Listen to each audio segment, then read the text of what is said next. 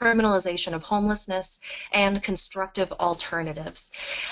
Our webinar today is entitled Housing Not Handcuffs, Ending the Criminalization of Homelessness in U.S. Cities, and this is the topic of the latest report on criminalization that was recently released by the National Law Center on Homelessness and Poverty. Today you will be hearing from myself. My name is Tristia Bauman. I'm a senior attorney at the Law Center. You'll also be hearing from my colleague Eric Tars, who is a senior attorney at the National Law Center, as well as Rainey Haybach, who is senior counsel at the Chicago Coalition for the Homeless, and Paul Driscoll, who is a commissioner with the City of Syracuse, New York. Before we get started, I wanted to make just a quick announcement that this webinar will be recorded, so you'll be able to access it later. Also, you'll have access to the slides, and you can find all of that information on the Law Center's website at www.nlchp. Also, .org. A quick announcement regarding surveys. We will be asking a couple questions of audience members throughout the course of this webinar. Please use your keyboards or screens to answer the brief survey questions so that can help us better understand whether you are making good use of the information that we're presenting to you, and help us do quality control moving forward as we present this information to you. So with that, let's get started on criminalization of homelessness. Before I discuss the report and its findings, I wanted to take a moment just to talk about what criminalization is. Criminalization 101. When we refer to the criminalization of homelessness, we're referring to laws that punish the presence of homeless people when they are in public spaces. That can include criminal laws and civil laws that target the life-sustaining activities of homeless people, activities like sleeping, sitting down, lying down, storing belongings, when performed in public spaces. Also, criminalization of homelessness refers to practices that displace homeless people from public places where they exist. Most commonly, that comes in the form of encampment evictions or sweeps, as they are often called, or in threats of arrest or tickets, often referred to as move-on orders. And you'll hear more about each of those things as we go through the course of the webinar. Why do we criminalize homelessness? Does it work? Well, the evidence over the course of the past 10 years has shown across the country that criminalization laws are ineffective. They do not address the underlying causes of homelessness, nor effectively address its symptoms, and as a result, simply fail to reduce homelessness in a community. They are expensive. As you can see, homeless people are 11 times more likely to be incarcerated as compared with the general population, and there's significant taxpayer expense related to temporarily cycling homeless people through the criminal justice system. And also, these laws are often unconstitutional and violate the civil and human rights of homeless people. Next slide. And I believe at this point we are going to launch a survey. Janelle, can you help us launch that survey? Sure. The survey ran for a minute while you were speaking, and I'm showing the results on the screen now. So for folks that voted, 16% said they were very familiar with laws and practices criminalizing homelessness, 61% are somewhat familiar, and 23% of folks are not at all familiar with this issue. Thank you very much. I appreciate that, Janelle. I did not see the survey screen, and I would appreciate for the next 3 questions that you also repeat for the larger audience the answers to the survey questions. Well, this is good. So we have an audience that has largely some familiarity with criminalization, but I'm hoping that by the end of this webinar, you will be able to increase your knowledge significantly. First, though, it's important to put some framing to the issue. Homelessness is a growing but solvable problem, and criminalization strategies are a failing and ineffective solution that cities are attempting to deploy to address growing homelessness. First, how big is the problem? Well, we have brand new data from the 2016 HUD point-in-time count, which is data flowing from a count done by communities across the country on a single night in January 2016. And that count identified 549,928 people across the country who experience homelessness. For many reasons, the point-in-time count led by the U.S. Department of Housing and Urban Development is considered a significant undercount of the total homeless population, and indeed it's recommended that the number identified be multiplied by 2 or 3 times in order to get an accurate picture of the number of people actually experiencing homelessness in the country. But still, this does give us a sense of at least a slice of the homeless population and regional increases in homelessness. Of the total counted, 32% were unsheltered, meaning that they're living in streets, cars, or other places not fit for human habitation, and that represents a 2% increase since 2015. And also there have been particular increases in overall homelessness concentrated on the West Coast and in the Northeast. And in fact, a number of communities in the West have declared homeless states of emergencies because of their large unsheltered homeless populations. Another data point for determining the size of the homeless crisis is the number of children counted as homeless in our nation's public schools. And there are currently 1.36 million homeless children that have been counted in U.S. public schools. And again, this number is an undercount. And that represents a 70% increase since 2007. And 2007 is a significant date, as we all know, because that is the date of the inception of the housing crisis, the foreclosure crisis that swept the nation and resulted in increased homelessness across the country and housing instability across the country. It also resulted in an increase in the number of people who are living doubled up, meaning sleeping on couches, on the floor, in extra bedrooms of friends and family members' homes temporarily. There are now an estimated 7 million people living doubled up, and this is a 52% increase since 2007. At the heart of the homeless crisis is the affordable housing crisis. Going quickly through this data, there has been a reduction in federally subsidized housing supports since the late 70s, and currently only 1 in 4 eligible households actually receives assistance. As a result of the foreclosure crisis, there has been increased competition for rental units as former homeowners were pushed into the rental market, and that has led to an increased demand for rental units and historically low vacancy rate, causing rents to rise now at an annual rate of 3.5%, which is the highest increase that we've seen in the past 3 decades. Currently, there is no state or even county in the nation where a full-time worker earning federal minimum wage can afford a modest 2-bedroom at market rate rent, and in fact it would require 3 full-time employees earning federal minimum wage to afford a 2-bedroom apartment at market rate everywhere in the country to avoid cost burdens. And a cost burden exists when someone is paying more than 30% of their total income on housing and utilities. The gap in affordable housing is significant. There is now a 7.2 million unit shortage of affordable rental units available to our nation's lowest income renters. And to put that into context, that means for every 100 extremely poor households in the country, and that means households that earn 30% or less of area median income, there are only 31 units available to them that are affordable. The 69 other households among that 100 will be forced to pay more than they can afford on housing, leaving less money to pay for other of life's expenses, including childcare, transportation, health care.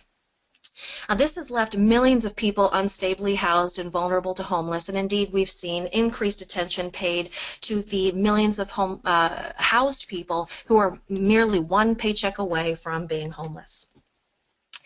What contributes to visible homelessness is a lack of adequate emergency shelter. Now, it's important to note that emergency shelter is not a solution to homelessness. It's a temporary intervention. But even this temporary support is in short supply across the country. In many places across the country, there are literally fewer available and adequate shelter beds than homeless people. And we know that shelters across the country are at or even over capacity, and they can be over capacity when, particularly in inclement weather periods, shelters expand their capacity to accept people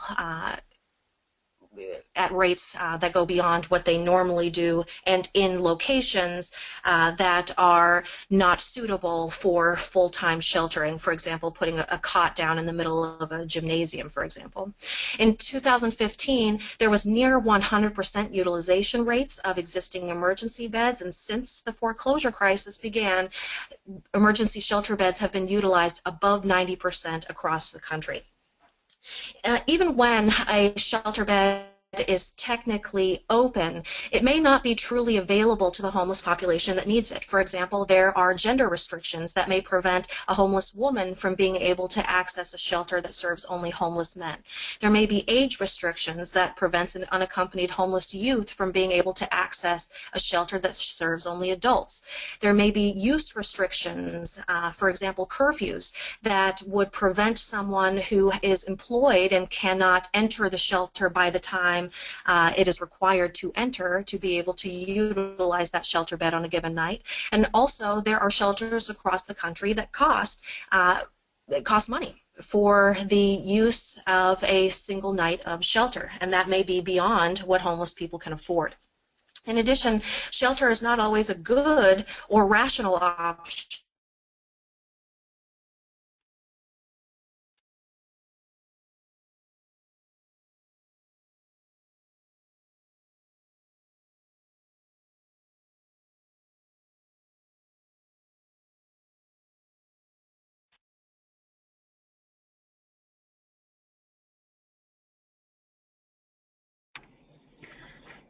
Hi, folks. Please stand by. We're just having some technical difficulties with the audio. Just a moment.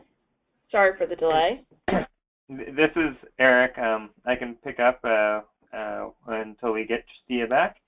As Tristia was saying, shelter isn't always a good option for people for a variety of reasons, whether external, actual bed bugs or other unhealthy conditions for everybody, or internal for people who don't want to enter shelter because it would aggravate mental health conditions, for example, a domestic violence survivor or a veteran experiencing PTSD who can't tolerate being in enclosed spaces with lots of other people.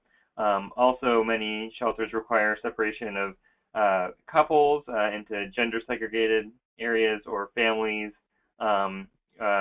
Fathers have to leave children, etc. And additionally, pets aren't allowed, and often pets are the only companion a homeless person might have throughout the course of their homelessness. So when faced with a quote-unquote choice of going into a shelter that's not really appropriate for somebody, or staying out on the street, that the choice that they make is the one that's appropriate for them. Janelle, we just lost the slides. Let me see. Oh, They should be back up momentarily. all right. And you can advance to the next slide when. Uh, all right, so that leaves people with literally no option but to live in public places. And when people are doing that, obviously they have to live. They have to, every person has to sleep every day. They have to make sure that they stay alive for protected from the elements. And they need places to keep their belongings. All of these things that all of us do every day without question in the safety and security of our own homes, but all of a sudden they become criminal acts potentially when performed outside in public. Next slide. Structure, but camping can also be broadly defined to include merely sleeping outside. It can also be written to include using any indicia of camping, which means blankets, or sleeping on cardboard, or using a pillow, or even sitting with one's belongings can be deemed camping under laws across the country. And one example is in Charlotte, North Carolina, where it is unlawful to make preparations to sleep, including laying down a blanket. That is directly a quote from the statutory language. It's also prohibited to use any item, again, this is a quote, that provides partial shelter from the elements. And if you violate this law, then police are authorized under the law to summarily destroy the property. These laws are sometimes enforced through tickets or arrests, but more often anti-camping bans are enforced through threats to ticket or arrest. And one community that provides a very good example of that is Denver, Colorado.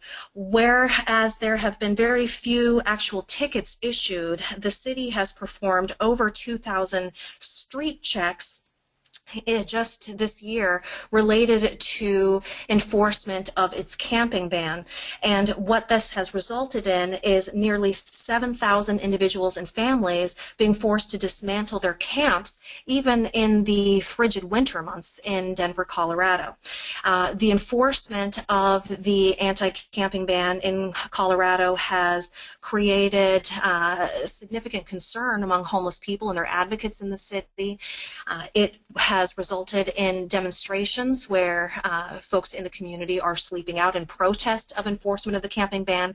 It also has resulted in a federal lawsuit being filed against the city, arguing that enforcement of the anti-camping ban violates homeless persons' 4th, 8th, and 14th Amendment rights. And also, Denver's aggressive enforcement of the anti-camping ban has landed it on the Law Center's list of Hall of Shame cities for 2016. Camping bans can, as I said, when they're written to prohibit camping citywide, can ban the activity on all public property, but it can also come in the form of a zoning ordinance that can prohibit urban camping throughout the entire city, including private property. This limits the ability of a faith-based organization or a private Good Samaritan to offer, with their consent and desire, their private property as a safe haven where homeless people who have no other option to safely camp and sleep. And in fact can expose those service providers to criminal liability for offering their offering their private property in such a manner.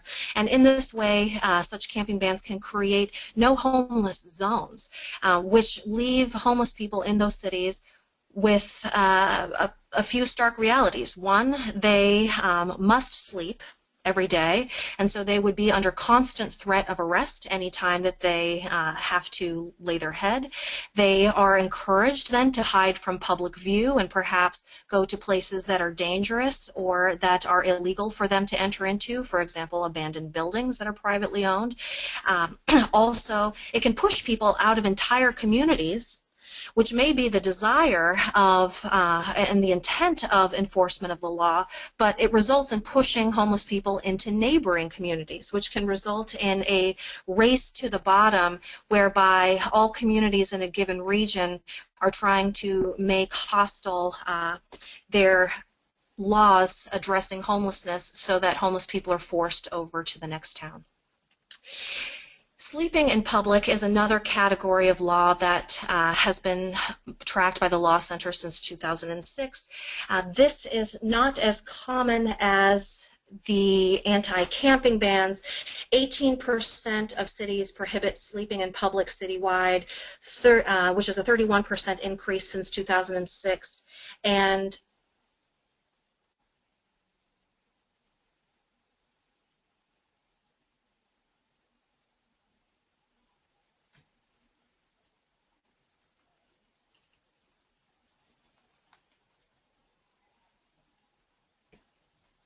And 27% of cities prohibit sleeping in particular places, which is a decrease since 2006.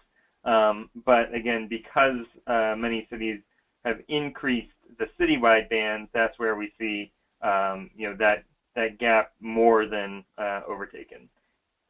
Next slide, Janelle.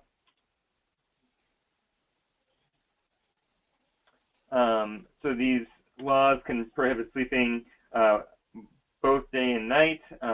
Dallas, Texas has been greatly increasing their use of this with tens of thousands of citations issued just in the past few years. Some of them have time limitations, so just for sleeping at night, and some can prohibit sleeping just for an extended period of time. Next slide.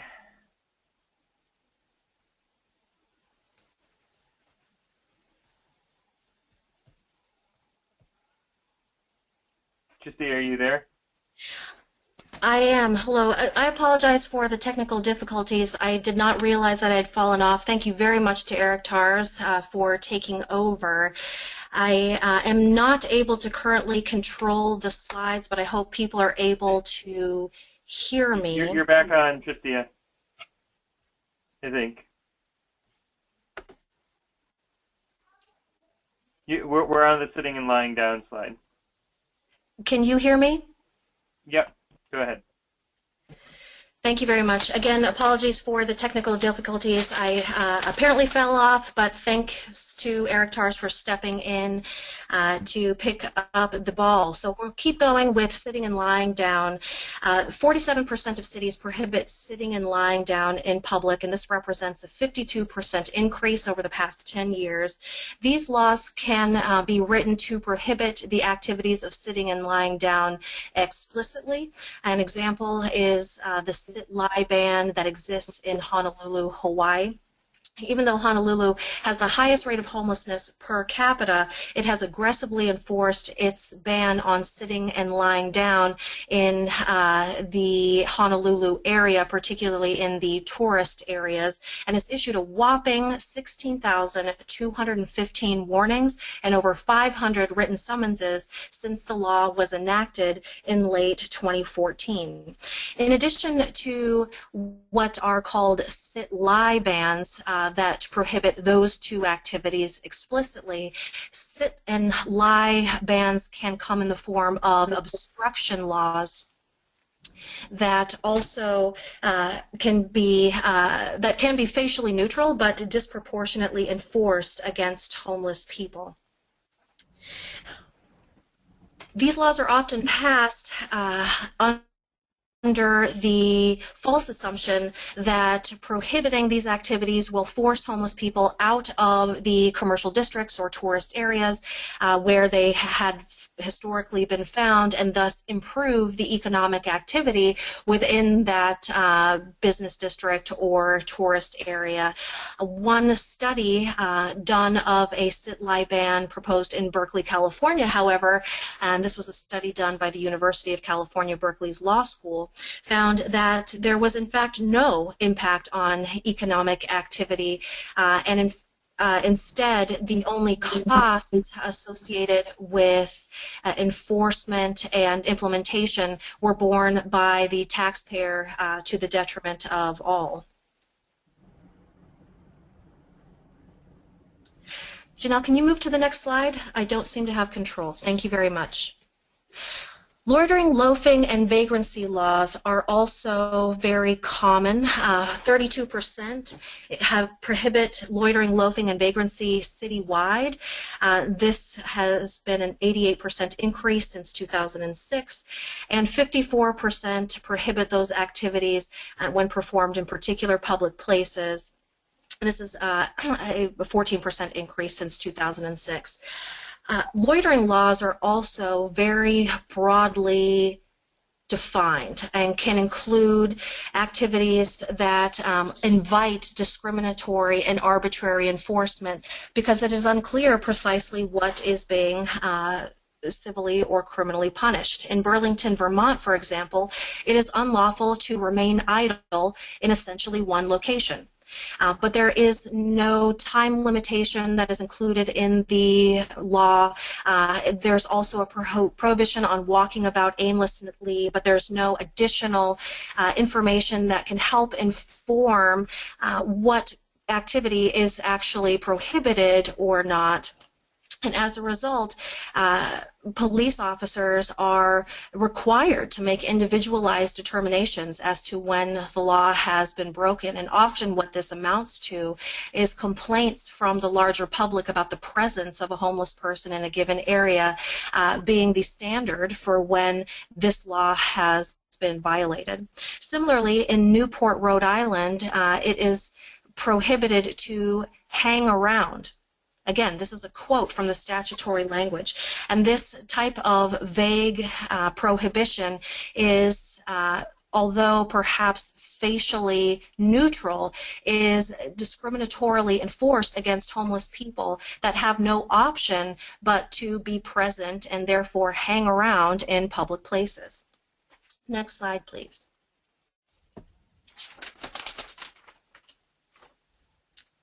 Panhandling laws are one of the more common forms of laws criminalizing homelessness. 27% of cities prohibit panhandling or begging citywide. That represents a 43% increase since 2006. And also 61% of cities prohibit panhandling in particular public places, representing only a 7% increase since 2006.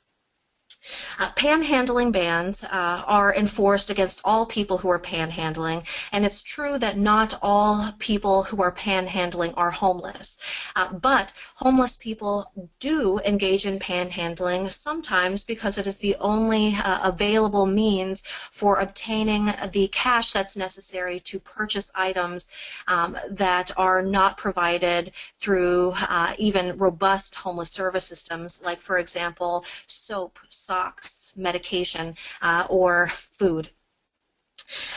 Sometimes panhandling laws are written as aggressive panhandling laws, but define aggressive very broadly to include very mild behaviors. For example, in Mobile, Alabama, you are deemed to be aggressively panhandling if you request a donation of cash from someone who is standing in line of a commercial establishment. It's also considered aggressive panhandling if you were to request a donation after sunset.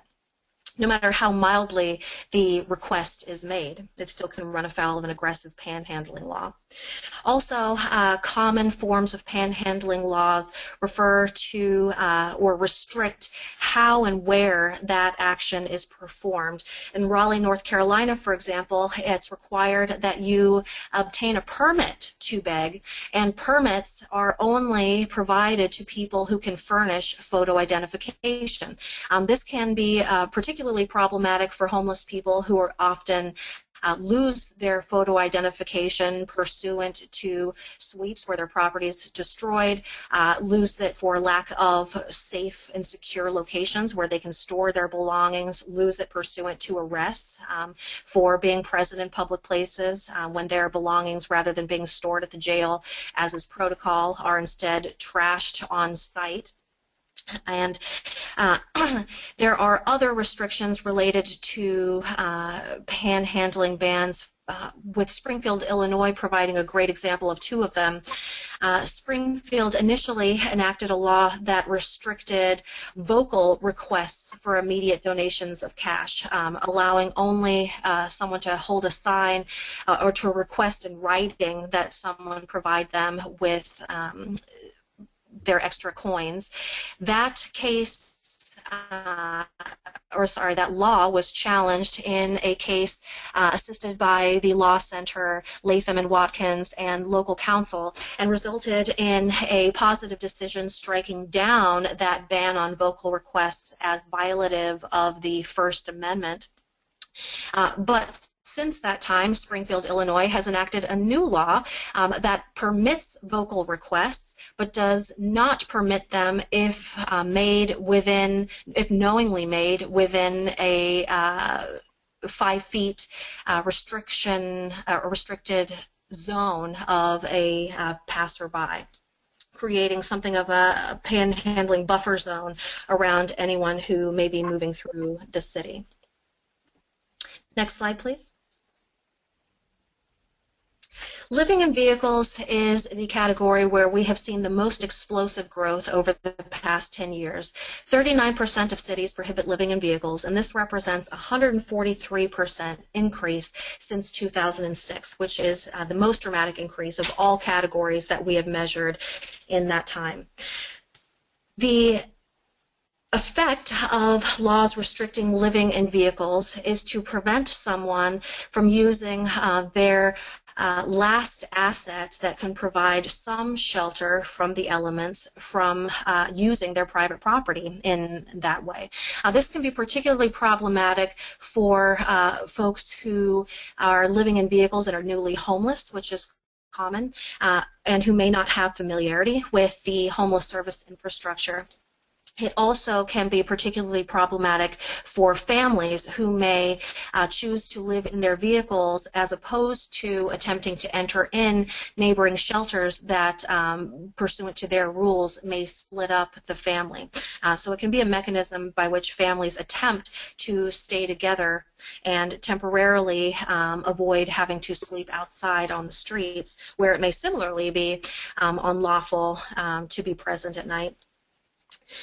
The enforcement of laws prohibiting living in vehicles can also be particularly devastating to homeless people, in part because these laws often permit vehicle impoundment. What that can result in is the loss of a person's most valuable asset, which is their transportation, their form of shelter, and also the place where they are storing all of their belongings. In one fell swoop, someone who's been living in their car can lose literally everything for violating this single law. Also, when these laws are enforced in the form of issuance of tickets, it can result in unpaid tickets that may suspend one's otherwise valid driver's license. And when someone is required to continue driving because they are employed, need to attend appointments, and do not have access to public transportation, they are vulnerable to criminal liability for driving with a suspended license. And what this can do is create a choice whereby homeless people can either risk that criminal liability, which in some states can even become a felony, or risk losing their employment or employment opportunities. Next slide, please. Food sharing is a unique category of criminalization law in that these laws are not targeted against homeless people per se, but are instead targeted against, again, usually Good Samaritans, homeless service providers, and faith-based organizations that wish to provide free food to homeless people in public places. This is a category of law that the Law Center has only recently begun to track, and currently 6% of cities restrict sharing food in public. These laws, as I said, similar to anti-camping bans that prohibit camping both in public and private places. These laws can create liability for homeless service providers who wish to use their resources to offer food that may not otherwise be available to homeless people in public space. These laws have been subject to increased legal challenges, which may in part have contributed to the slight reduction in food sharing laws that exist on the books of the 187 cities that we've been tracking. That reduction was seen since 2014.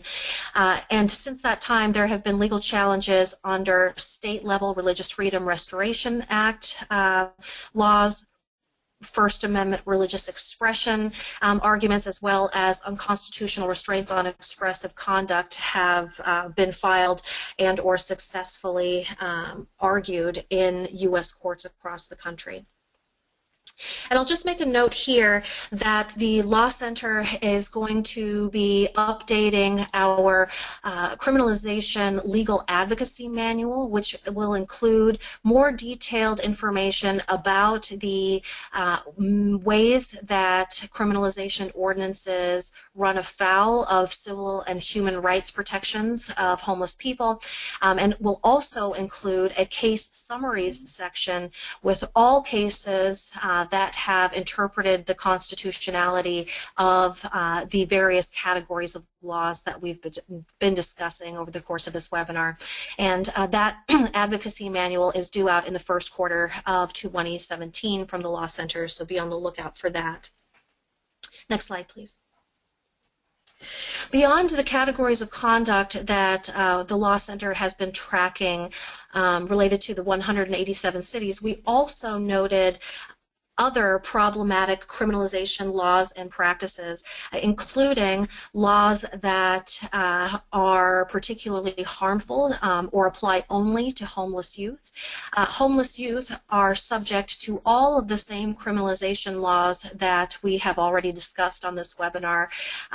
In addition, homeless youth are a dramatically underserved population in that frequently the housing and shelter infrastructure is not available to them, either because they're too young to sign a contract and lease an apartment, too young perhaps to work, and also too young to enter into adult-only shelters. In addition to the great expanse of criminalization laws that affect them, despite their even greater lack of access to alternative locations than public place within which to exist, homeless youth are also subject to criminalization laws that apply only to them. For example, status offenses, whereby a youth who has fled from perhaps a violent, abusive home, when outside of the home, can be deemed a delinquent for not living at home and can be arrested for that status. Also, school discipline issues can result in homeless people being, homeless youth being additionally criminalized or subject to criminal liability. And this has a particularly harmful and disproportionate impact on the LGBTQ community, as it is estimated that approximately 40% of all unaccompanied homeless youth identify as LGBTQ. Another problematic criminalization law and practice are the use of move-on orders, also described as threats to ticket or arrest someone if they do not move from public places. Recently, the New York Civil Liberties Union and Picture the Homeless filed a complaint with the State of New York's Human Rights Office complaining that the use of move-on orders in East Harlem has resulted in police profiling of homeless people who are not engaged in any unlawful behavior but are still being subject to threats and use of police power designed to move them out of the community. And this is unfortunately common. We talked about that a bit as it related to threats of arrests in Denver, Colorado through enforcement of its anti-camping ban. Also, trespass bans are common, and use of trespass laws to criminally punish homeless people for mere presence in public places, or to ban them then for extended periods of time from public places are also common. In the report, we give the example of Puyallup, Washington, that has a law whereby any city employee, upon reasonable suspicion that a rule of use related to a public space or a law governing use of public space has been violated, can result in banishment from all public spaces within the city for a minimum period of 45 days up to 5 years under a newly amended trespass law.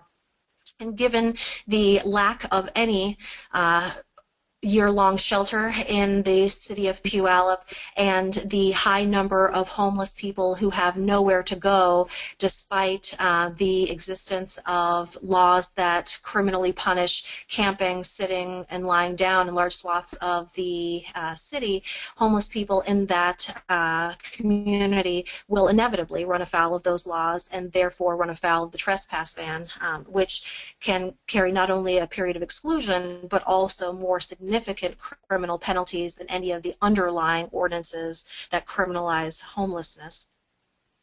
Also, what has been increasing in public attention are evictions of homeless encampments. I am going to turn it over to my colleague Eric Tars to talk a bit more about how the federal government has addressed the issue of homeless encampment evictions or sweeps. But I will note that these sweeps are often done under the guise of protecting public health. But they are done sometimes with little or no notice given to homeless campers. They are done without any plan for relocating residents of the encampment. They are done in communities that do not provide any other option for where homeless people may lawfully exist. And they also very frequently result in the destruction or loss of homeless persons' needed belongings, including medical equipment, photo identification, and warm clothing. These sweeps have proven to be, as all criminalization policies and practices, ineffective, expensive, and not representative of the best alternatives available to communities wishing to constructively address homelessness. And with that, I will turn it over to my colleague Eric Tars to talk about the federal trends addressing homelessness that have focused on constructive alternatives. Eric? Thanks so much, Justia. And so because of all of the negative consequences that Justia was describing before, we at the Law Center issue an annual Human Right to Housing report card. And here on the screen you have a preview of the cover for this year's report card, which will be officially released tomorrow. And you can see that there are many low grades across the board for the country because our country is not doing enough to end and prevent homelessness or to ensure various aspects of the human right to housing. However, at the federal level, at least, we are giving the federal government a B+ on their steps to address the criminalization of homelessness. Even though criminalization continues to be a major problem at the local level, at the federal level, the government has taken a number of important steps recently in the past few years to combat it, and so we've been rewarding that. And I'll share a little bit about what's been going on. So first, in August of 2015, the Department of Justice filed a statement of interest brief in our case against Boise's anti-camping ordinance. And that statement of interest, which says, this is the position of the federal government, of the Department of Justice, states that it should be uncontroversial that punishing conduct that is a universal and unavoidable consequence of being human violates the Eighth Amendment. Sleeping has to occur somewhere at some place, at some time and some place, and if somebody has literally nowhere else to go, then that ordinance criminalizes that person for being homeless. So this is a major step by the federal government coming in on our case. The intervention got a lot of national press attention and has been persuasive both in other federal courts where challenges to similar laws have adopted the same reasoning as the statement of interest brief, but also it's been persuasive in the broader public sphere, helping to prevent some criminalization ordinances from being passed in the first place, which is always the best way to address these things, or helping to modify existing ordinances to be, more constitutional, or trying to get them off the books altogether. So while this is a legal tool, and definitely lawyers should take advantage of it in their cases, it's also a very useful tool in public advocacy. Additionally, the case that Tristia mentioned earlier, Norton versus City of Springfield, where we applied the Supreme Court precedent in a case called Reed versus Gilbert to the issue of panhandling, has been cited in a number of cases. And this really looks at the Reed versus Gilbert case at the Supreme Court said that you couldn't look at the content of a sign to decide whether or not it could be placed in various places in a city. And our Norton versus Springfield case applied that to the issue of panhandling and said that in order to panhandling laws look at the content of the speech. You can't criminalize panhandling without saying you're criminalizing the act of asking for money or asking for a donation. So those cases apply the strict scrutiny principle of constitutional interpretation, which basically means that those laws 99% of the time fail unless you can show a very compelling state interest in doing so, and that it's the most narrowly tailored approach that the city could be taking that's not overly burdensome on free speech. And so since that time, every single other case that's addressed the issue of panhandling has struck down those laws, and it's also led to the voluntary cessation of either enforcement or an actual repeal in several Ohio cities, Madison, Wisconsin, and also several Rhode Island cities, so far as we're aware, and possibly further across the country. So at this point, just about any city's panhandling laws are criminally or constitutionally suspect, and this applies both to broad panhandling bans as well as to the quote-unquote aggressive panhandling bans that have become more popular over the past few years. Additionally, HUD has been taking some very important acts to help prevent criminalization of homelessness using their power, the power of the purse. They supervise $1.9 billion in homeless assistance grants that go out to continuums of care in communities across the country. And for the past 2 years, they've been awarding extra points to continuums that can demonstrate that they are taking specific strategies to prevent criminalization of homelessness. This is a very competitive grant stream, and the loss of even half a point can make the difference between receiving funding or not. So this is an important tool for people to understand, one, because it makes continuums of care, which are made up of often of service agencies which might be receiving funding both from the federal level and from state, city, county dollars, and who might otherwise be reluctant to speak out on the issue of criminalization because they're worried about losing their funding. They now have a very explicit incentive to speak up and to be part of the solution in their communities. Secondly, it's important because it allows us as advocates to make sure that these continuums are aware of this and can bring them on board as allies, but also it allows us to speak to different city officials and say, look, if you aren't reducing criminalization in our community, it could actually put our the funding that's coming into our community at a disadvantage. So this is another very powerful tool that we can be using to address criminalization in our communities. And last, as Tristia was mentioning earlier, we have the guidance put out by the U.S. Interagency Council on Homelessness on ending homelessness for people living in encampments. This was published also in August of 2015 and goes through a number of steps and criteria by which communities can take a more model approach to ending encampments.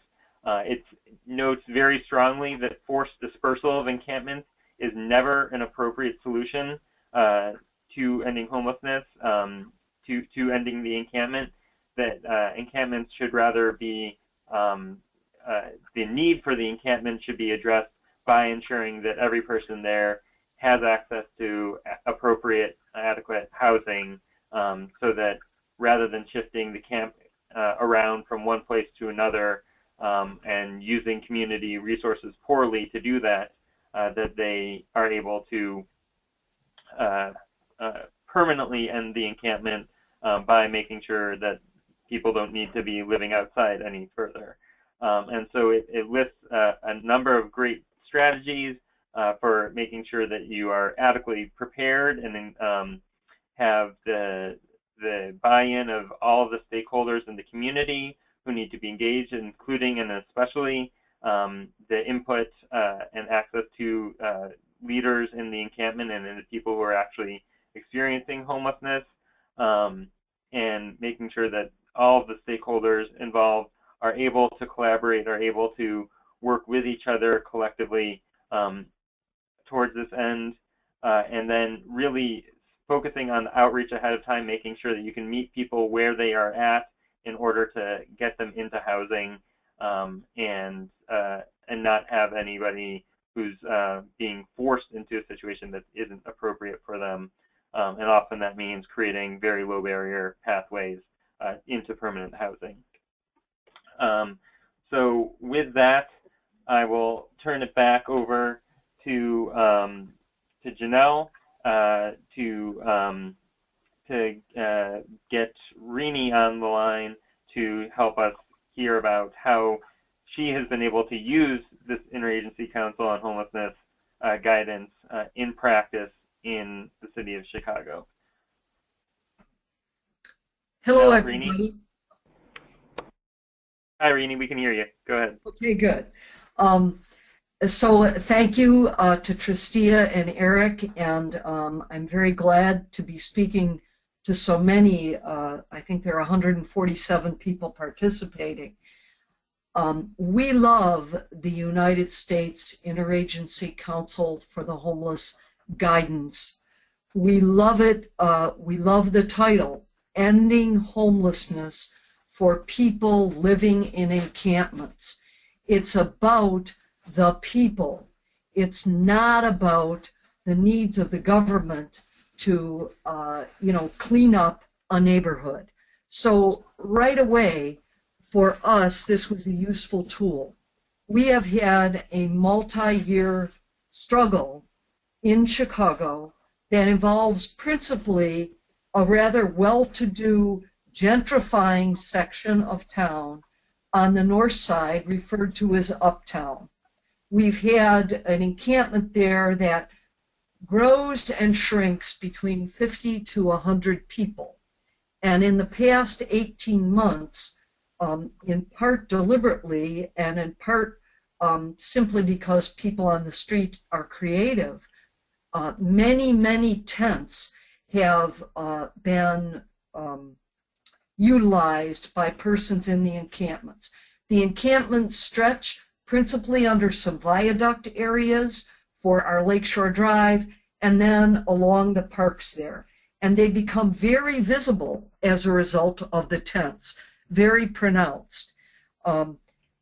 So we have been involved in a legal struggle there because we achieved an out-of-court settlement with the city regarding not destroying the possessions of people on the street there. But you'll notice that this webinar is within the context of our national campaign, Housing, Not Handcuffs. So you've heard a lot about not handcuffs, but for us as an organization, the Chicago Coalition for the Homeless, and many of the organizations throughout the nation, and certainly the interests of our homeless persons living on the street, we don't really want the right to live on the street. We want housing, permanent housing. That is true of every person we have ever interacted with on the street. And I think that's a very important thing to keep in mind. And one reason that we very much love the guidance and have felt a capacity to use the guidance in an effective way. So I would say about a year after we had achieved our settlement out of court, we were not having much success with the city really abiding by the requirement to leave people's possessions alone, including what I describe as a near obsession by the city to remove the tents of people up there. And of course, people in the neighborhood there, and certainly gentrifying, they didn't like the encampment. They didn't like the presence of extreme poverty. There were also legitimate problems that were occurring in the encampment. But using the guidance, we were able to change the dynamic and move it forward to a pilot project to house 75 of the people living in the encampment. Now, that commitment came to us approximately in April, this last April, with a promise by the city that they would house everyone within 90 days, that is, all 75 people. We thought that unrealistic. It's proved unrealistic. Nevertheless, what happened is a group of stakeholders were brought together, which the guidance calls for. A timeline was considered, unfortunately adopted by the city rather unilaterally. The guidance requires that stakeholders include very significantly the persons who are actually living in the encampment. And it articulates very much the philosophy and ideas that we come to know as best practice. Housing first, understanding that people are traumatized in encampments, understanding that encampments are communities, and understanding that all the resources of an area, political, social, local providers, local churches, have to be brought together at the stakeholder table to really work on how the problem will be solved. Now, I have to say our organization was principally the driver of the large table. The city has kind of taken this 75-person pilot project on in a less democratic way, but nevertheless quite respectful of people on the streets. So using this document, we were able to get local political officials who were essentially hostile to the encampment to come to the table. We were able to get the City Department of Family and Support Services to come to the table with resources. We were able to get providers in the community who have experience with the Housing First model, which is, as you know, low threshold, providing housing with services, developing trust, working with people where they're at. So an assessment of 75 people was conducted by persons on contract with the city in the spring on 2 days. They used this data. It was a quality assessment. They used this data to bring together a number of providers with skill, as well as city resources, and to essentially move forward with then actively working directly with people on the street and linking them to housing they wanted, not forcing them out of the community, but working with them, articulating what their needs were, and finding housing.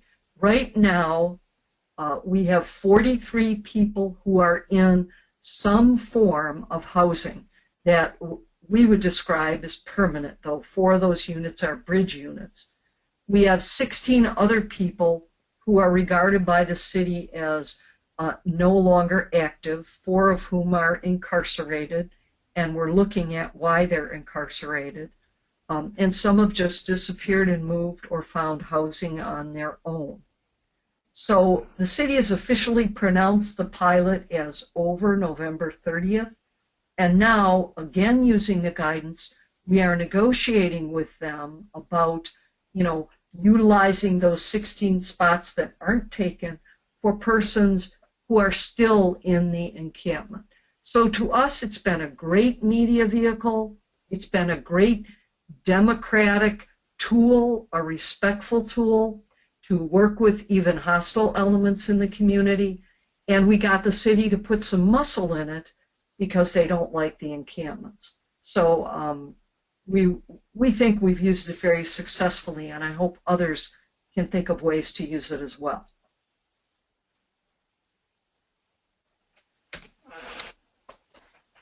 Thank you very much, Rini. Very helpful information. Next, we would like to introduce Paul Driscoll, who is a commissioner with the Department of Neighborhood and Business Development for the City of Syracuse, who can talk about how the City of Syracuse has been able to successfully address homelessness without employing criminalization strategies. Paul? Thank you, Tristia. Can you hear me? I can. Okay, great. Yeah, thanks very much for that introduction, and I too am indebted to Tristia and Eric and the whole National Law Center on Homelessness and Poverty, because our story in Syracuse is one of which we found that there is a larger network of communities out there struggling with the same issues as we are in regards to unsheltered homelessness. I think we in Syracuse came out, are either famous or notorious for an action that occurred last January in reaction to the Governor Cuomo's executive order that came on a Sunday morning and a very cold week in January earlier this year in 2016, that employed a statute within the mental health law in the state that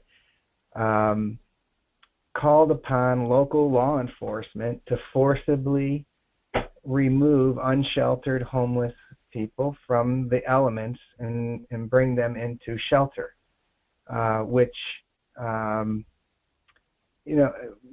can see the merits or the reasoning behind that order. The whole state was looking at very frigid temperatures, and the governor, I think, was intending to, bring people in from the cold as a way to protect them. But that really kind of went counter to our local approach to the issue of unsheltered homeless, and it caused much concern for both our mayor and chief of police, who, like I say, established a kind of relationship with our unsheltered homeless and the police in terms of an unspoken deal in terms of they stay close to the urban right-of-way, and our service by various homeless service providers, but are shelter averse for one reason or another. And we thought that having the tables turned and all of a sudden having the police that pretty much know many of our unsheltered homeless folks by name and vice versa, and acting on this executive order would violate that trust and possibly force these folks further away from kind of the urban center, where we would not be able to monitor their health or where their whereabouts. And so we, as a community or as a city, essentially defied the governor's executive order. And there was a little tension that week in terms of whether the state police would come into the city and carry out the executive order. Unfortunately, it didn't come to that for just various reasons. It never really came to the point of a real standoff between a particular unsheltered homeless person or persons and law enforcement.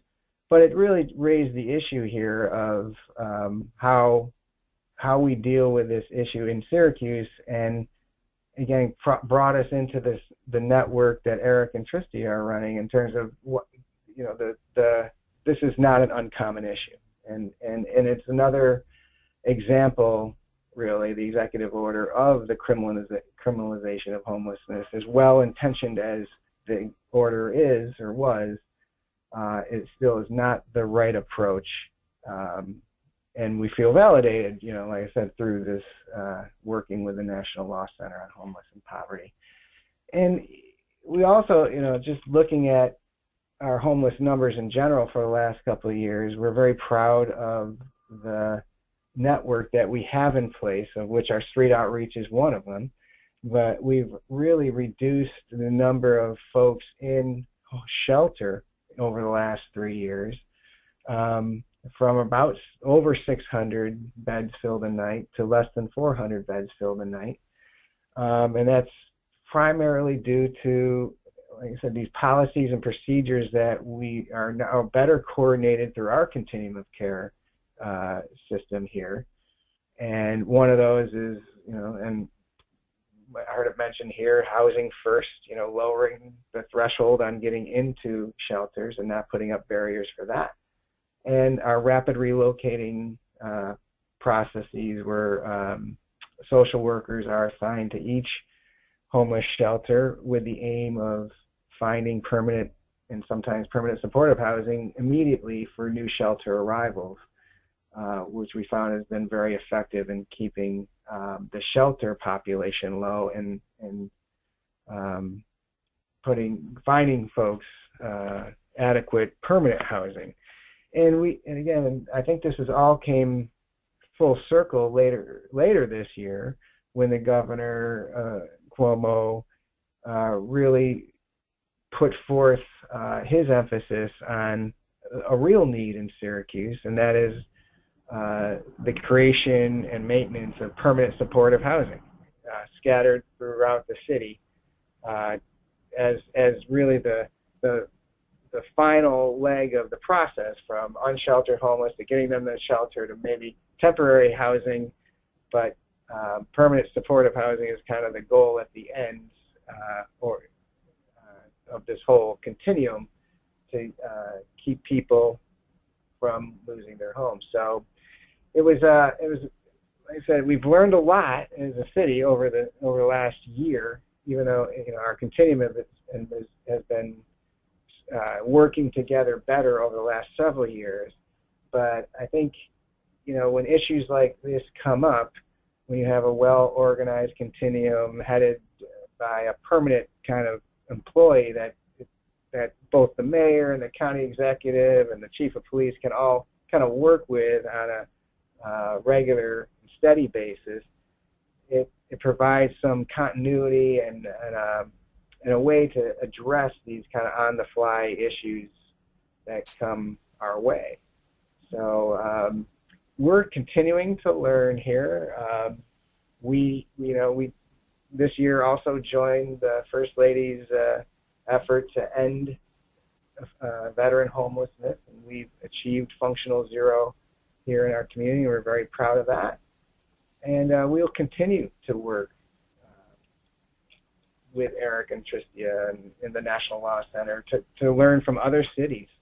This was a very interesting discussion on the issue of panhandling, where again we had the same issues where business organizations were putting pressure on City Hall to outlaw panhandling, and we also looked around the country at different ordinances and was not comfortable with what we saw in terms of people's constitutional rights being violated, and so we basically stayed away from passing any ordinance on the issue of panhandling. So all of it is really just to emphasize the fact that it's very helpful to be a part of this network nationwide dealing with these very hard issues.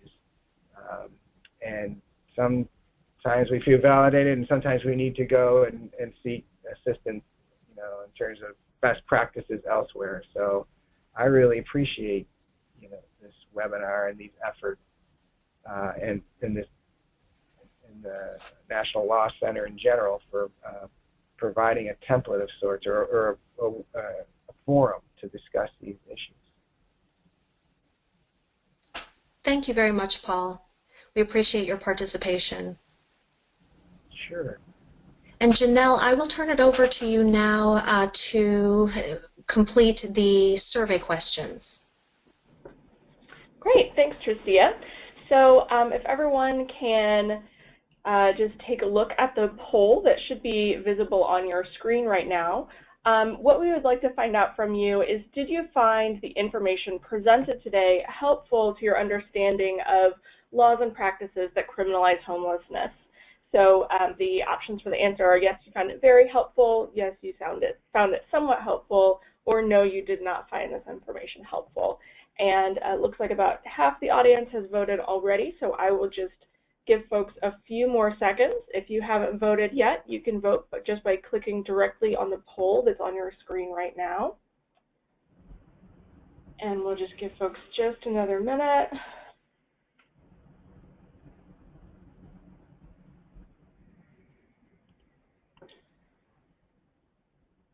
All right, thank you, and I'll share those results. So it looks like 66% of you said yes, this information was very helpful. 34% found it somewhat helpful, and no one voted that it wasn't helpful, which is great for us to hear. We really appreciate that feedback. So just another quick question for you. Will you use what you learned today in your work or in your advocacy? And we would just like to hear, you know, yes, no, or if that's not an applicable question to the work or advocacy that you do. And this really helps us understand if the information that we're sharing is, you know, making an impact in the work that you're doing or the advocacy that you're doing. So a little more than half of folks have voted. I'll wait just a few more seconds.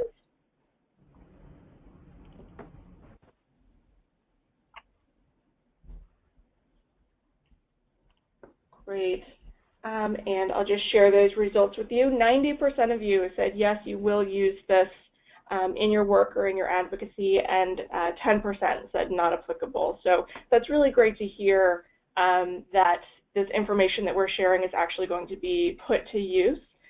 So that is wonderful. And one final question, I promise this is the very last one before we move on with the webinar. What of the topics discussed today would you like to learn more about? So there's a number of options here, information about additional criminalization laws, legal challenges to criminalization laws, federal actions opposing criminalization, strategies used by local advocates, or homeless encampments. And as you're voting, if there's something that you're really interested in that's not listed as an option here, you can type it into the questions box and we will see that pop up. So I'm going to give it just a few more seconds.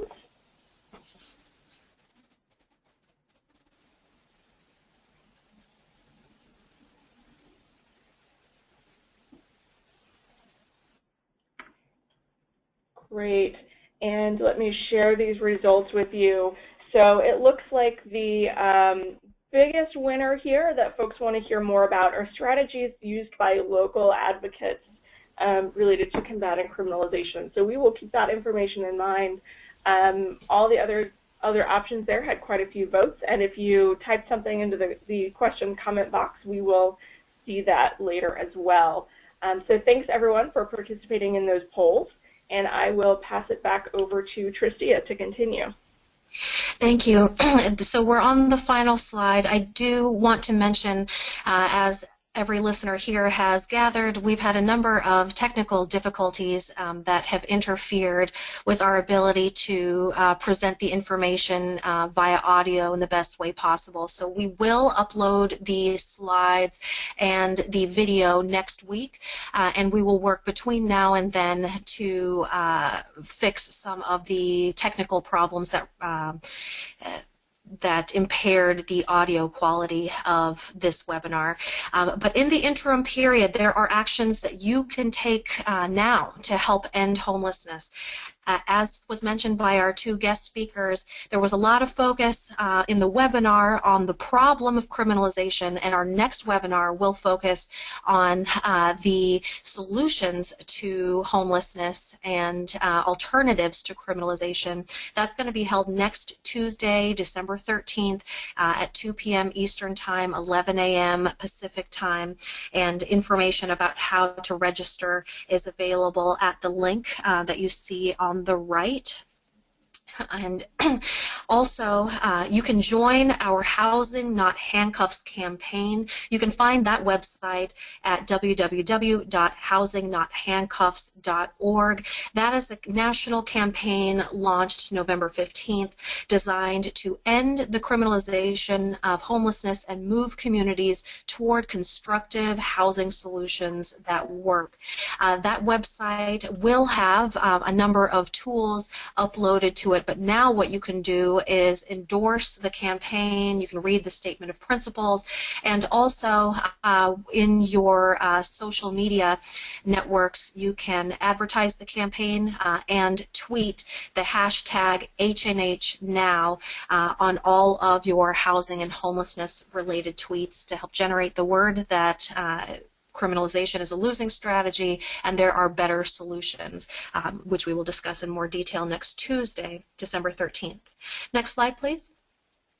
Thank you all again for joining us. The contact information for myself and Eric Tars is listed on this slide. Please do feel free to contact us both with questions that you may have about the content of this webinar, as well as any questions that you have about how to address criminalization in your communities.